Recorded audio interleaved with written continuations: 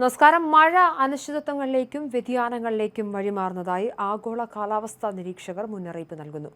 മുൻകാലങ്ങളിൽ കൃത്യമായ സമയക്രമത്തിലും അളവിലും എത്തിയിരുന്ന മഴ ഇപ്പോൾ തീവ്രമായ മാറ്റങ്ങൾക്കാണ് വിധേയമാകുന്നത്. ചില പ്രദേശങ്ങളിൽ അതിതീവ്ര മഴയും പ്രളയവും അനുഭവപ്പെടുമ്പോൾ മറ്റു ചിലയിടങ്ങളിൽ വൻ വരൾച്ചയും കടുത്ത മഴക്കുറവുമാണ് പ്രദേശങ്ങളെ വലയ്ക്കുന്നത്.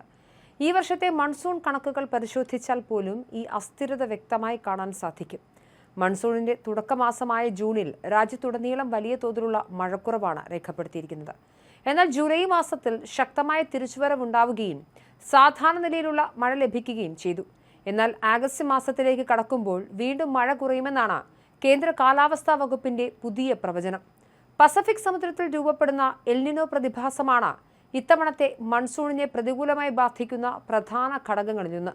സമുദ്രോപരിതലത്തിലെ താപനിലയിൽ ഉണ്ടാകുന്ന അസാധാരണമായ വർധനവ് മൺസൂൺ കാറ്റുകളുടെ ശക്തി കുറയ്ക്കുകയും ഇന്ത്യൻ ഉപഭൂഖണ്ഡത്തിലേക്കുള്ള മഴയുടെ പ്രവാഹത്തെ തടസ്സപ്പെടുത്തുകയും ചെയ്യുന്നു.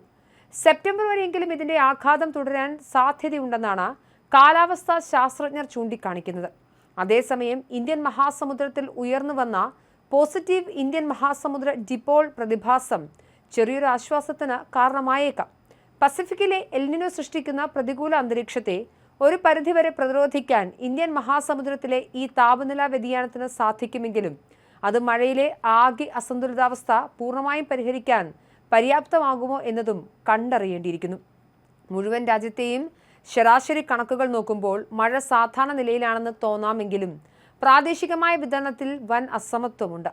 രാജ്യത്തിന്റെ പകുതിയോളം ജില്ലകളിൽ കടുത്ത മഴക്കമ്മിയും ശേഷിക്കുന്ന ഇടങ്ങളിൽ അതിതീവ്ര മഴയുമാണ് അനുഭവപ്പെടുന്നത്. കുറഞ്ഞ സമയത്തിനുള്ളിൽ വൻതോതിൽ മഴ പെയ്യുന്ന രീതിയും ഇടവിട്ടുള്ള ദീർഘകാല വരൾച്ചയുമാണ് പുതിയ കാലവർഷത്തിന്റെ പ്രധാന സവിശേഷത. ഇന്ത്യൻ കാർഷിക മേഖല ഇപ്പോഴും 60% കാലവർഷത്തെയാണ് ആശ്രയിക്കുന്നത്. ജൂണിലെ മഴക്കമ്മി ഖരീഫ് വിളകളുടെ വിതയ്ക്കലിനെ പ്രതികൂലമായി ബാധിച്ചിരിക്കുന്നു.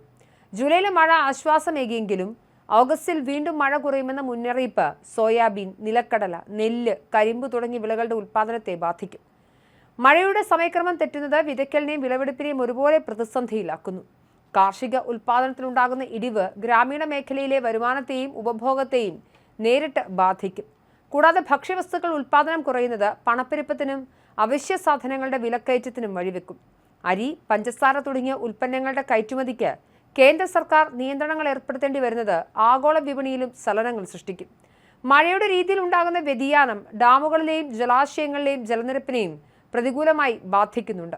ദീർഘകാലം വരണ്ട കാലാവസ്ഥ നിലനിൽക്കുകയും പിന്നീട് ഒറ്റയടിക്ക് അതിശക്തമായ മഴ പെയ്യുകയും ചെയ്യുമ്പോൾ മണ്ണ് വെള്ളം വലിച്ചെടുക്കുന്നതിന് പകരം പ്രളയത്തിനും മണ്ണിടിച്ചിലിനും കാരണമാകുന്നു.